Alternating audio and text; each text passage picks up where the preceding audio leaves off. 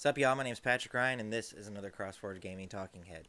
Recently, Nintendo announced officially that Mario Kart Tour will be coming to iOS and Android devices before their next fiscal year ends, which is April 2019.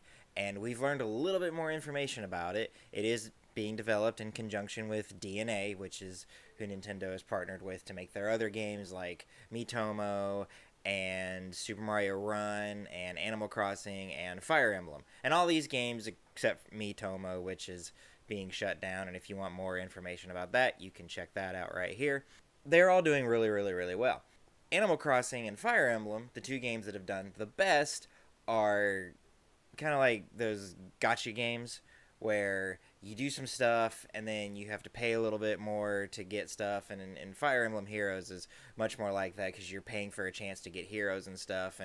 And I guess Animal Crossing's not really like that because you pay for tickets that will enable you to do things faster than you normally would. And that's kind of how they make their revenue, is they're counting on a few people wanting to spend, and not even like the people who just want to spend a couple bucks here and there, but overwhelmingly games that function like this make their money off of a very small select few of people who will spend hundreds, even thousands of dollars on these things because they just want the next big thing, and they can't wait to do it, the freemium way, the way that people like I do it.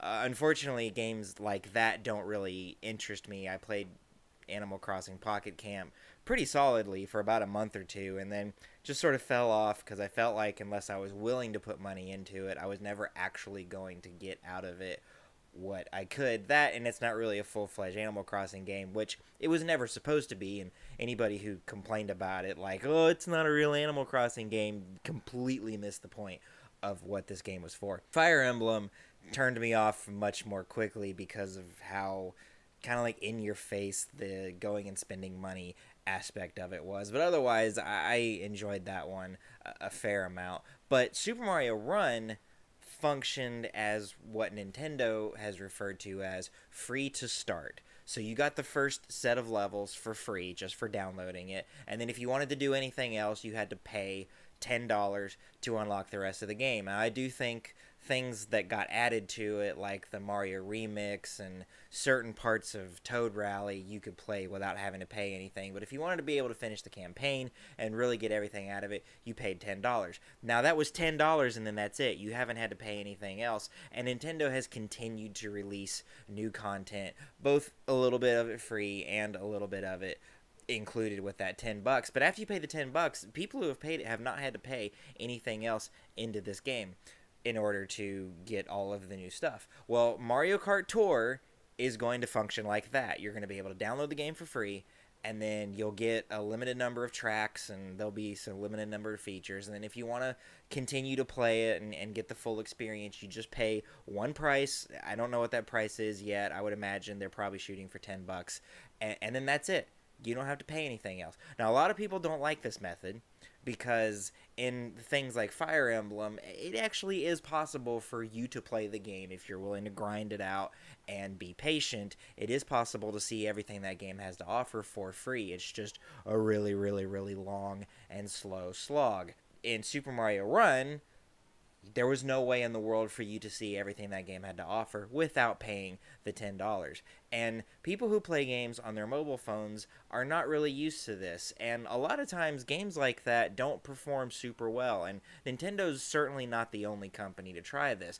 Square Enix actually sells a lot of their older RPGs on mobile for a pretty big fee. Sometimes these games are $20.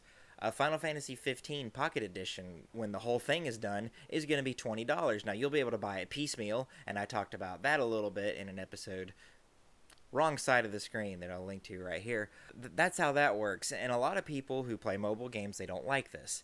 And so a lot of the people who tried it out don't wind up converting into paying customers. In fact, Super Mario Run was downloaded 90 million times, and Nintendo made in revenue $30 million. Only 3% of the people who downloaded that game actually paid for it.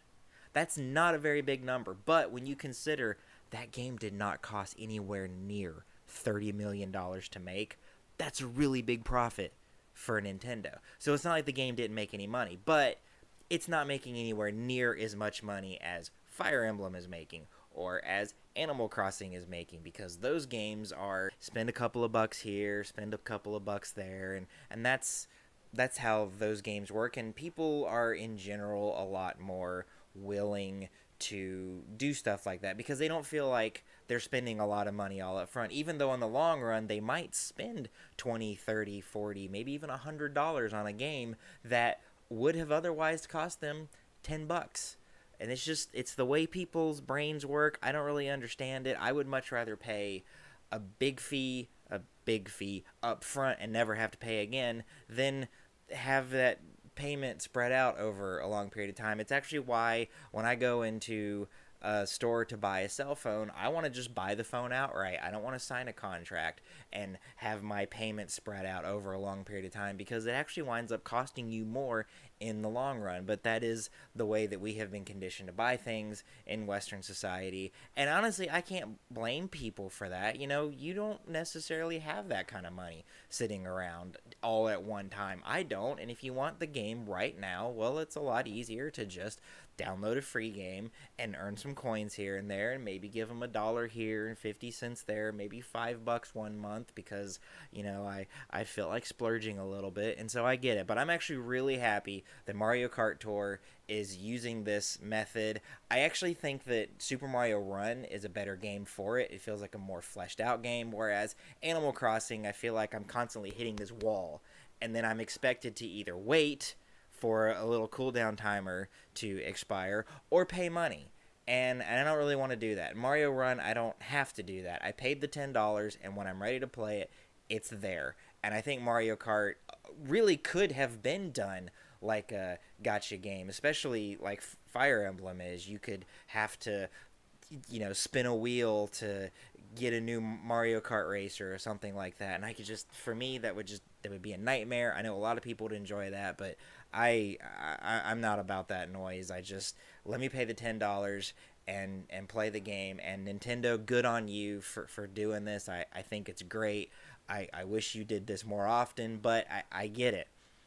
Sometimes money talks, and I certainly don't blame you for doing that with Fire Emblem or Animal Crossing, but I'm really glad that you did it with Super Mario Run, and I'm happy that you're going to be doing it with Mario Kart Tour, and it means that I'm going to enjoy this game a whole lot more than I did Animal Crossing or Fire Emblem. That's going to do it for this episode of Talking Head. If you liked the video, click the thumbs up. If you didn't, click the thumbs down. Don't forget to subscribe and hit the bell icon so that you never miss a video. Check us out on Twitch at twitch.tv/CrossforgeGaming.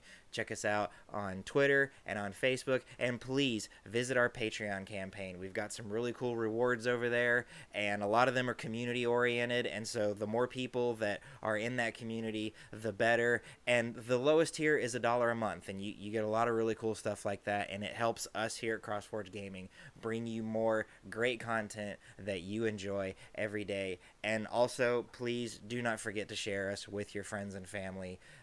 Like I said, this whole thing, CrossForge Gaming, is all about community, and the more people that we have, the better that it's going to be. So thanks very much. I love you guys, and I'll see you next time.